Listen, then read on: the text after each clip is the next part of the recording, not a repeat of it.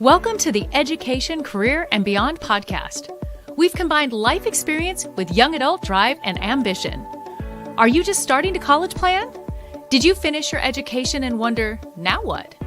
Join us in this lively discussion about the topics you need to know to create the next stage of your life's dreams, careers, finances, education, and more. Brought to you by Voice for Heroes 501c3. Welcome to another amazing episode of the Education, Career, and Beyond, and you have a full house today. We have Ed Sanderson back with us. So excited to have him. He was here last week as well, but a couple weeks there he was going in different directions. And Capri, who is trying to juggle her busy college schedule at Purdue and still do this show with us week after week, is back with us this week. I just love you both. Thank you for being back today. Yeah, so glad to be here. Took a little break and we're back better than ever. There you go. Well, we have an incredible guest, Phebe. This is really exciting. I actually have been excited all day to meet her, and she's with us, and we're going to kind of rapid fire ask questions, but a lot to learn. But I want to read Phoebe's bio because it's just really powerful what she's done and who she is and what she's brought to us today.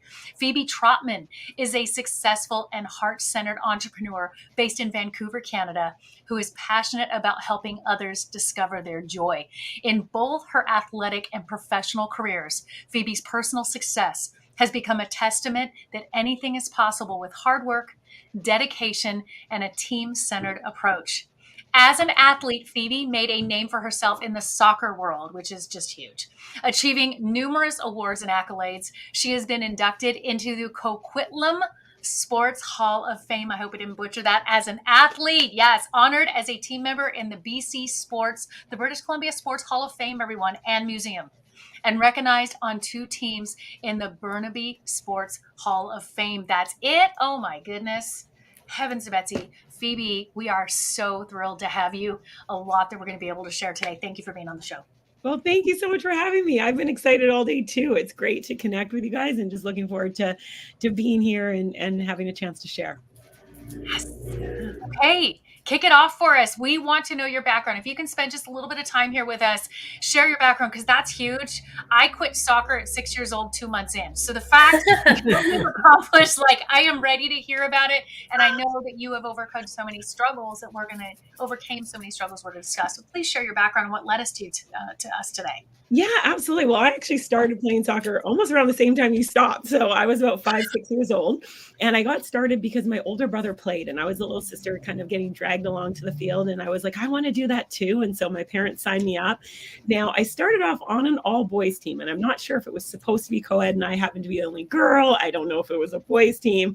But anyways, I was the only person of color and the little girl on a boys team. And that's how I started off in soccer. And I just fell in love with the sport. And through that, have had an incredible career, have had a chance to play on some amazing teams, whether it was university. Then I went on to play 1 season down in Colorado and then back up to Vancouver to play professional here for several seasons. And it's been an amazing journey. I've had a lot of highs, and I always share, national championships and a lot of personal accolades have been incredible. However, the only reason I've been able to have those successes is because I didn't make a team. I had to sit on the bench. I only got 5 minutes of playing time. So there were a lot of challenges in that and pushing through that. And then from there, I was working full time. I graduated from university. I was working full time at a computer company, and I was really uninspired in my job. So I started some side projects. I was doing a bunch of different things on the side.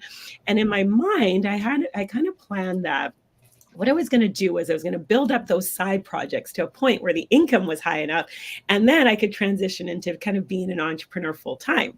However, it didn't quite go as planned because the company went bankrupt. I was laid off and at a crossroads. And so, when you're at those crossroads, it's a time for reflection, a time to look forward to what's next. And I decided entrepreneurship, I was going to jump right in. And here we are 17 years later as an entrepreneur, lots of bumps in the road in the beginning as well, too. But I'm happy again that I took a lot of those lessons from the soccer field over into the entrepreneur world and kept going, because that is such an important key to success, is just to keep moving forward one step after the other. Yes. That's a short version. There's a lot we can unpack there, however you want. Yeah, for sure. Yes. Okay. I also grew up playing soccer, and I've played, up until I started college. I would love to talk more about that, especially kind of, you said you're from Canada, you played a year at Colorado. Obviously, that's not in Canada. I read on your bio that it was an NAIA school, and I think I saw the word champion in there somewhere. Could you share a little bit more with us about your time playing college and soccer, or soccer in college? Yeah, absolutely. So I actually went to university up here. So I went to Simon Fraser University, and that's a Canadian school, but we played in the NAIA. And so, yeah, we had, my first year, second year, we came runner-up in the NAIA championship final. And, any athlete can tell you, second place is it's tough. It is tough because you're right there. And then my third year in university, unfortunately, we didn't even make it out of the round robin for that. And then my last year, it's interesting because we actually started off on a very rough go. Like, we had some back-to-back losses. It was gut-wrenching. And I still remember this moment. I was up, and the way SFU, the soccer field is kind of on a hill. And so I was up on the hill with some of my teammates, and it was 4 of us, all seniors. And it was kind of like that moment of, we're like, oh, what is going on? We were frustrated. We're angry. We're like venting. And then again, those crossroads, we kind of came to a moment where it was like, okay, well, what do we do now? Like, we can continue doing the same thing we're doing, and the season's basically a bust, and we can just leave the program as, that's it. Or we have to start, and we have to lead by example. And we kind of made a collective decision then that we were going to work harder. We're going to show up earlier. We're going to train. We're going to let every single team member know just how important they are on the team. And whether they're playing 5 minutes, whether a practice player, like, we needed everyone on board. And then it was exciting because from that, again, it was us leading by example, but getting everyone on the same page, that we were able to make a run for the NAIA championship. And we ended up winning the longest game in history. It actually worked out to almost 2 full soccer games. Insane. But we ended up winning, and it was such a testament to just teamwork and really having a common vision, and just making sure everyone realizes what they bring to a team is important. And I think that that just served as such a lesson for me in life, that it really is getting everyone on the same page, working together, making sure everyone knows how much you value what they bring. And when you do that collectively, you can create some amazing results. Wow. Yeah, so Colorado was after university. So I went to Colorado, after university for a year to play semi-professional soccer down there. Awesome. How was your experience with that? Yeah, you know what? It was awesome. I absolutely loved it. It was such a cool experience to be away for school, in a way, like after university, just have some time to be away and just play soccer. And that's pretty much all we did, was work out and play soccer. Colorado is a beautiful state, and just, again, a chance to connect with people from all over who are sharing a common goal, right? It's everyone's there for the same purpose, if you will, to play soccer and bring their very best. That's great. All right, I'll let someone else take a stab. I kind of bombarded you there. All good. You're on the spot now, Phoebe. Capri's going to come back and hit you with a whole bunch of tougher questions and make you sweat a little bit. Okay, bring it on, Capri. Bring it on. But before she does, let me see if I can make you sweat a little bit. No, I'm just messing around. So, Phoebe, I got a question for you regarding this book title, Never Quit on a Bad Day. I love that title. And I was thinking, as I was prepping for this particular interview, that, a lot of young people right now that I've talked to, and I'm talking young people, late, or even early teens, late teens, early 20s. I don't know if it's what happened during COVID or not. They're dealing with anxiety and depression, which to them is like a bad day every day, right? Yeah. So I'm kind of curious, when you got to those low places, can you talk a little bit about what it took for you to not quit and then kind of pull yourself up? Absolutely. So a couple of things that I think that I know for myself, when I've had those low moments, what I've had to do is, again, look forward. And what I mean by that is, find something that excites you, that you can look forward to enjoying, experiencing. And it can be anything. Like, it can be, and I think sometimes we look at it and it's like, oh, it's got to be this big thing. And it doesn't have to be this big thing. It can be being excited about meeting up with a friend tomorrow, just something that you can hold on to. And the reason I say that is because when we have something to look forward to, that's where hope comes in. also gratitude, right? Because gratitude is so important. And even when I've had some very, very challenging times, finding something to be grateful for. And again, this is where it can be the smallest thing. It can be the fact that you have a comfortable bed to sleep in. It can be the fact that you have food in the morning or water, just the fact that we're able to be who we are in the beautiful countries that we live in, right? So finding those little things to be grateful for. And the reason gratitude is so important is because it shifts our perspective. And gratitude isn't meant to minimize what someone's going through. I mean, there's a lot of challenging situations that people have to navigate. It doesn't minimize that. All it does is when you're grateful, it just shifts your perspective for that split second where you can be hopeful and find something to look forward to. And so one of the things that I did many, many years ago, now gratitude is just part of my lifestyle, like first thing in the morning, throughout the day, at night. However, in the beginning, it wasn't always like that. And so what I actually do with my phone is I set in a calendar a meeting. So every single day at 9:10 p.m. Pacific, an event pops up on my phone and just says, I am so happy and grateful that. And it pops up. And the reason I put that in there is because I knew I needed to be intentional with my gratitude, because again, back like when you're frustrated, it's like the last thing you want to do is like, I'm angry at everything, So I needed something. And so I put that in there as a calendar invite. And I challenge people to do that because it just, again, makes you pause, right? That pops up and the reason I chose 9:10 p.m. is because for most of the time, I'm usually at home. I'm kind of relaxing and for the evening or whatnot. And so I can take a moment, whether it's 30 seconds, and just pause and be like, what am I grateful for right in this moment? Or sometimes I'll do it a little bit longer, right? And I'll go through and just kind of sit there and just go through all the reasons and people and experiences and everything I have to be grateful for in that moment. So I encourage people to do that, and just as a starter, right? Again, I still have it in there, even though every single morning and evening I start and end my day with gratitude. And throughout the day, I still have that. And it still makes me smile because when I see it pop up, I just have that time of like, yeah, there is a lot to be grateful for. So I just encourage people to do something. Pick whatever time of day works best for you when you think you'll have a quick moment where you can just take a second and go through what you're grateful for. That's awesome. Thanks for sharing that. I love that calendar reminder to pops up and tells you, hey, now it's time to be grateful for something. Mm-hmm. You had a phrase that I use quite a bit, which I thought I coined, but obviously I did not, because it's the second guest who's had it. Get comfortable being uncomfortable. Mm-hmm. Can you tell me what the origin of that was for you, and what do you do in those moments when you're uncomfortable to kind of settle in and go, I'm going to be here, so I might as well get comfortable? Yeah, you know what? I heard another quote that I love, that life begins at the end of your comfort zone by Neil Donald Walsh. And isn't it brilliant? I mean, I heard that many years ago, but that is one of those ones. Write it down, everyone. So yeah, life begins at the end of your comfort zone, or the edge of your comfort zone. There's different editions of that. However, when I heard that, and I, just through like personal development and growth, and the reason I think it's so powerful is because it's like everything that we want to experience, if we already had what we wanted, so how do I say this?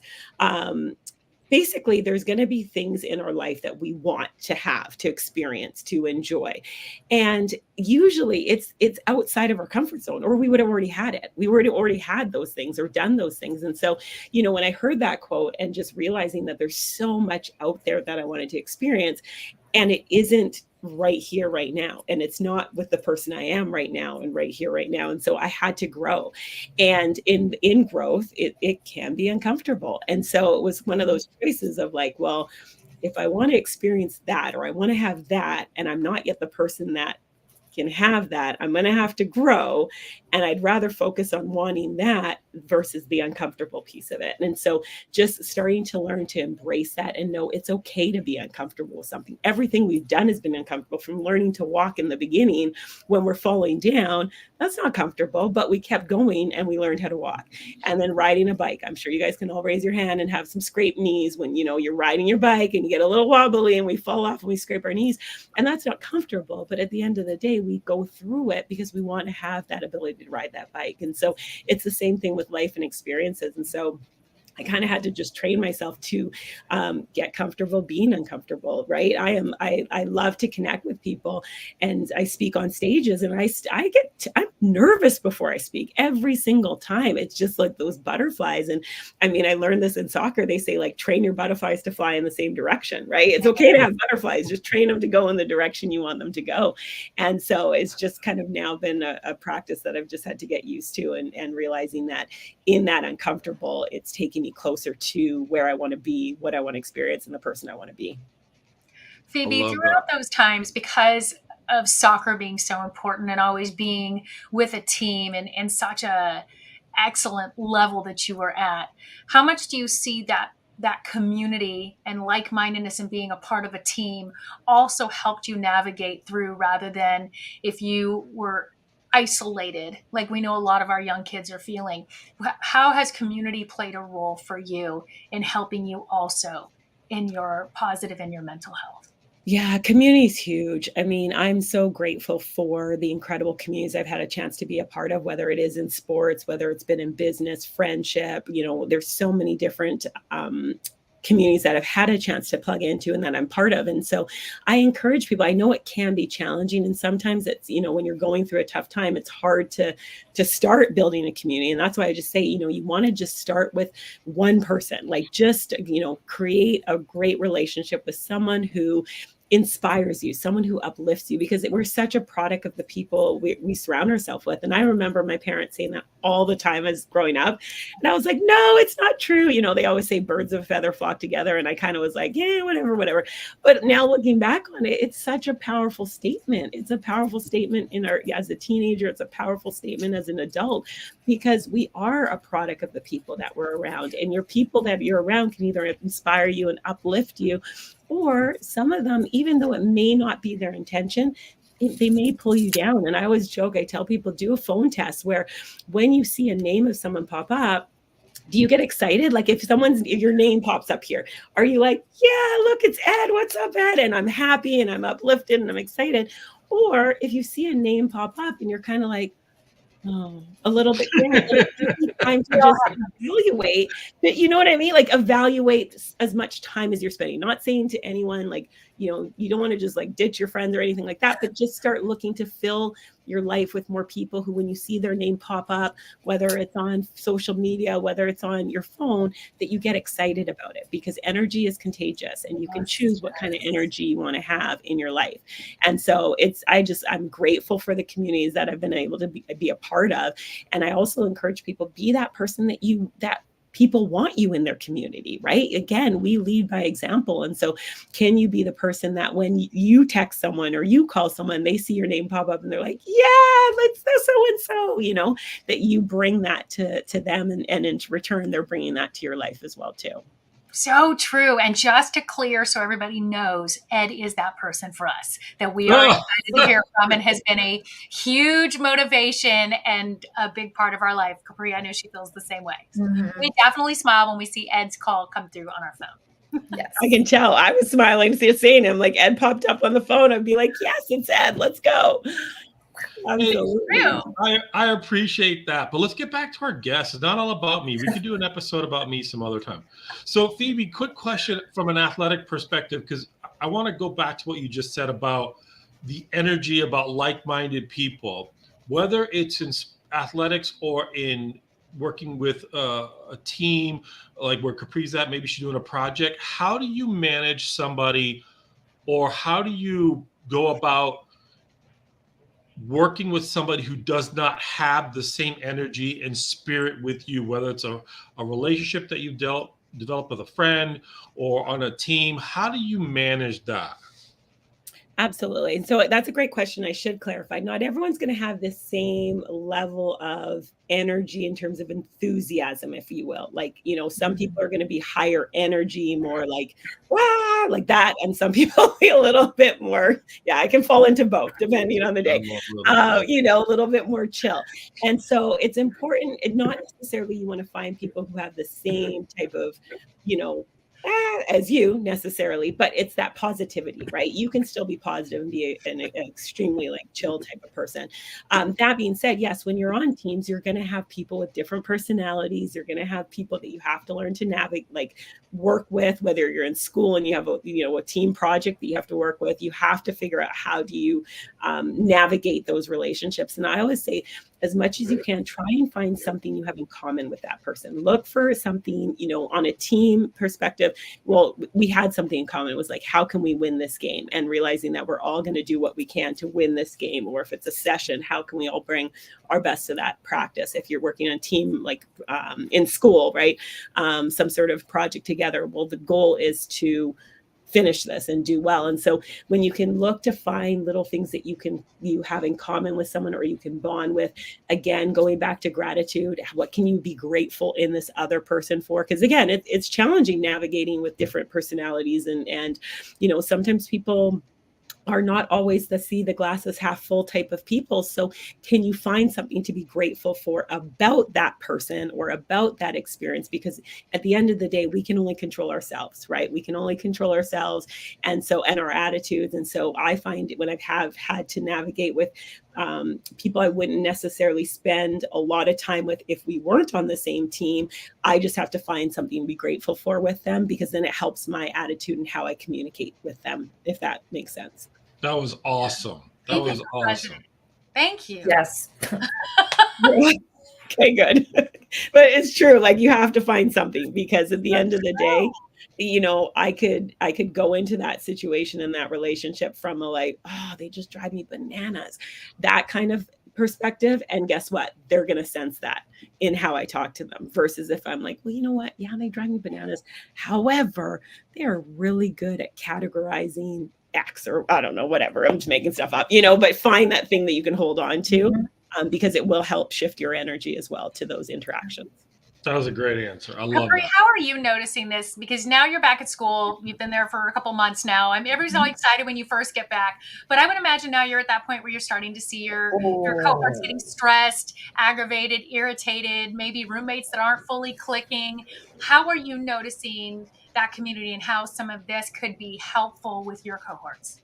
Well, I would just like to say that I have reached that exact point in the semester where last week everything was all great and all fine and life was incredible. And this week I'm like, so when's the semester going to end? I'm ready. I'm ready for the holidays. I'm ready to go home. I'm ready for not school. I need a little break. But I really do think that it just goes back to what Phoebe said at the very beginning, that like, you just have to be grateful. Like, I always think back to like Capri 2 years ago would be flipping out that she had the opportunity to go to a class and learn all these great things with all these great people. And I really think that just that small little perspective shift is what makes life enjoyable, because you can so easily get caught up and like, oh, I could be doing this, I could be doing that. It's so overwhelming to do this. But like, really, like, there's something to be grateful for in every day, and don't let those a bad moment isn't going to make a bad day. And I think that if you just keep that in mind, life becomes a lot, not easier, but just a lot more hopeful. Mm-hmm. And yeah, was everything awesome that Phoebe has been saying. Brilliant, Capri. That's what I want in my life. So yeah. That's why we love her so much. See, maybe why she's a host of this show. I was going to say, that's absolutely brilliant, and good for you to have to shift your perspective, to have the emotional capacity and brilliance to go like, okay, well, yeah, 2 years ago, I would have been like, oh my gosh. And here I am, right? Sometimes we do need to do that, look backwards and just realize how far we've come in terms of our life. And that's something to be grateful for too. Yes. So good for you. Thanks. I say, at my age now, I go, oh, that's right. I asked for this. That's how I remind myself, oh, yeah, you asked for this. Okay, you asked for this. You're in it. Woo! Got it. That's so good. Yep. And true. So true. I'd like to ask one more question. You brought it up a couple times. You've said, oh, you're at a crossroads. It's time for reflection. When you find yourself in that space, do you have any good questions that you're like always asking yourself to kind of get back into it or shift like your path that you're on? Because you've mentioned it a couple times, and I'm just wondering if there's anything like specific you like to ask yourself to kind of reroute or reevaluate. Yeah, for sure. That's an awesome question. One of the things that I do is in terms of looking forward, and it's an activity that I've done it now in a more formal sense this last stretch of life. However, I realized I actually did it before, but just more Yeah. mentally. And basically, it comes down to the gist of it. It's called your dream day. And it's an activity where you literally just kind of get a notepad, pen and paper. I created a workbook that goes through it as well, too, but I'm going to give you guys the short version. So just get a journal, pen and paper. So basically, it's a day, like what does a dream day look like for all of us, right? Like from the moment we open our eyes, like we wake up, where are we, who do we see, what experiences do we have throughout this dream day, and before we close our eyes, like what have we done in that day? And you want to write it in present tense, like, so it's super important to write it as if you're living it right then and there. You want to feel the feelings of living that dream day, because when you have that, it just helps you in terms of when you're at that crossroads or you're evaluating, whether it's opportunities and relationships and all sorts of things. Is it taking you closer to living your dream day? Right? If it is, then that's something to go, okay, yeah, I want to walk forward into it. If it isn't, then it might be just something to go, well, it isn't. So is it something you still want to do right now? Maybe it's something that's different, and your dream day is going to evolve. And that's why I encourage people to do it over and over again. Right. So I realized that back, when I was laid off from my job, I was kind of in that crossroads, as I said, and it's like, okay, well, what do I want my life to look like? Like, what do I want? Like, do I want to go back and get my master's? Do I want to focus on real estate investing? Like all these different things I was doing. And I realized in that moment, I was like, well, no, I want to be able to travel. I want something I can do from anywhere that I can build, and so that's when I decided to continue, like, focus on the business that I was building, the online business. With soccer, I remember when I got cut from a team and I was devastated. I bawled my face off for a long time. And, my parents challenged me with like, well, what do you want? Like, do you want to, you cannot play. Like, if that's what you want, don't play. Like, and having those questions where there was like, it's up to you. You decide now, what do you want? And I realized, no, I want to be an impact player. I want, when I go for a tryout, the team is like, heck yeah, we're putting Phebe Trotman on the team, and that's what I wanted. And then I had to have accountability with myself and go, okay, well, what can I do now to make sure that happens? So lots of training out in the rain, whether I want to be there or not, fitness, all the components that I needed to do to make that happen. And so I just encourage people to do that activity of like, what do you want your life to look like? But sometimes when we do our life, it's so big. So just take like one day, like what does that day look like? And it's fun. And I challenge people to dream big. I've done it again numerous times when I was nowhere close to living what my dream day I was writing about. And I had to stretch. I really had to sit there and pause and be like, yeah, what does that look like? And then when you start living and you experience portions of your dream day, it's like, it's such an incredible feeling. Because it's like one day I was in Barbados and I was like, I wrote about part of this years ago when I wasn't having it. So that's one thing. And then again, you're just asking yourself reflective questions on that while you're creating that. So, a big one is like, what brings you joy? That's something I ask myself all the time. Is this bringing me joy? Right. And you can tell, you can feel it. If it's something you read about, you see a picture and it lights you up, it brings you joy. Right. So figuring out those things of what you love and what you enjoy and what do you feel energized by? What are things that you do that bring you to life, and to look at those type of things as well. Awesome. Thank you for I have to sharing. say, this show and doing this and meeting you, this brings me such joy. No matter what's going on in our Thursdays, and we come together like this and this time with you, I'm like all in and going, wow, I love this so much. This is, we were supposed to do this and have these conversations. Phoebe, you just have just completely enveloped what we're about and why we do this show. I'm so thankful. Oh, I love it. And congratulations to all of you guys, because one of the things I think is so beautiful is when we start walking and living in our passion, there's such a ripple effect. And that's super exciting too, is because, there's going to be someone who listens to this and listens to your show and they get inspired to do something. And then they're going to go continue on in their passion, whatever that looks like. And then there's going to be people that they're going to impact. And then it's going to continue on. And so you guys saying, let's do this, there's going to be stories upon stories upon stories stories that you won't even necessarily know, but you guys are the ones who planted that seed in someone by sharing what you shared. So I think it's absolutely incredible. So kudos to you guys for doing this and showing up and sharing. Thank you very much. That's the idea is, I mean, your story is incredible. We want people to find inspiration.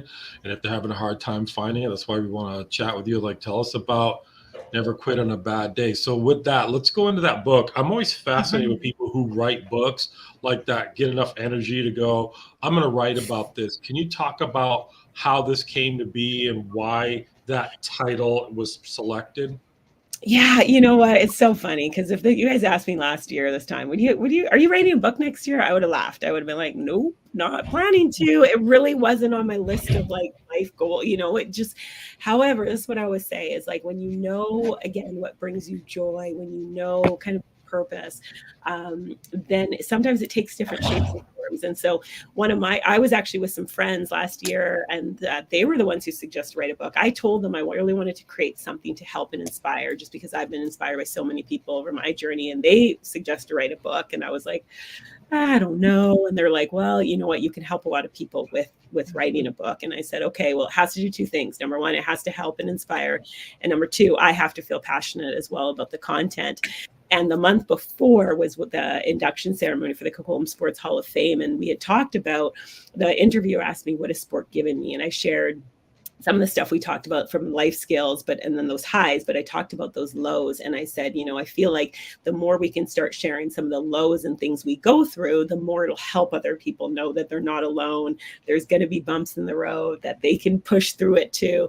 And that's when I got excited about it, because I realized that's what I wanted to do. I wanted to write a book of a collection of short stories that will share some of the tough stuff that people go through, how they were able to move through that, why they moved through that, to inspire other people. And so then I was super excited about, the theme. I was passionate about it. And then I remember hearing this saying, never quit on a bad day, years ago.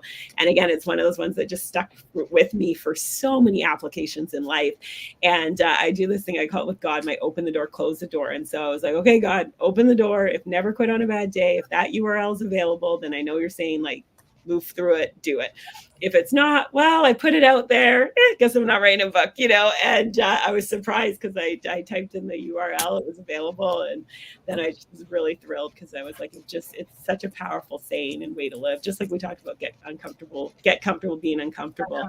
Never quit on a bad day is one of those sayings that when you truly apply it to your life, incredible things can happen. Phoebe, awesome. For 10 years, my license plate said never let go. Ooh, love it, Amy. See, right there. Cool. Oh my gosh, you still have it. That's so awesome. That's awesome. Oh. I thought you'd like that.